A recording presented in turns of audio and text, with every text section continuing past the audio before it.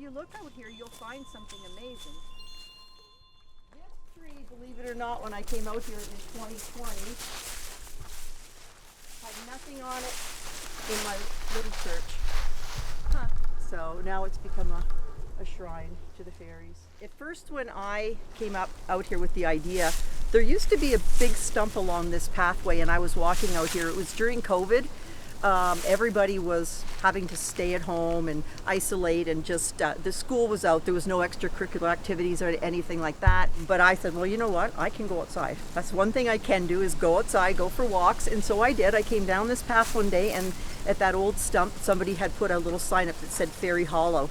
So right away, I don't know what made me think of it. I thought that little hollow needs a door as well to go with it. So I created a little door. I went back home, created it, came out here when no one was looking, put it up there, and I went home feeling like, oh, I had done something special, that someone was going to come back here and go, oh my, look, the fairies have moved in.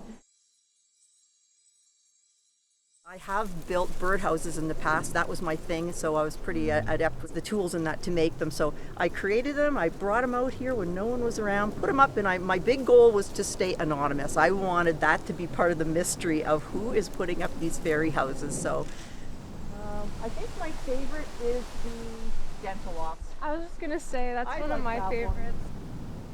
Got more creative and glued some stones to the outside of that that's one. cool. And they've stayed. Surprisingly, they've stayed. It was about a couple of weeks later that I noticed someone had created a fairy forest Facebook page.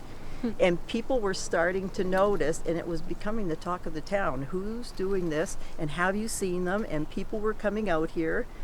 I would come out here and just wander around and watch the reactions of the kids and their parents and their grandparents, and it was catching on like wildfire. People were hearing about it. I can think of was an older lady with her grandchild, and I asked her, how were you enjoying the forest? And she said, I can't get her to leave this forest. She says, we've been out here for an hour and a half. And that was my point when I made it. I thought we need something for the kids to do right now. I'm big on scavenger hunts and that sort of thing. I love that sort of idea. And so I thought this would be a unique idea to get people out of the house, give them something to do. And then in addition, they all started to create and bring out their own things to adorn the forest with. So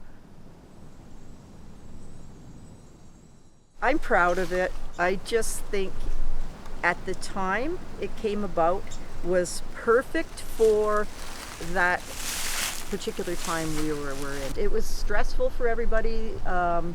People were fearful. We needed something like this to have people get out and you know, I know that woman said fairies have existed forever and we've never had to have houses or anything, but you know, I honestly don't think the fairies were in this forest before I put up the first few houses. My thing, like the Field of Dreams, is if we build it, they will come, and I think they did. I think the fairies came to the forest, and I believe they reside here. Wink, wink.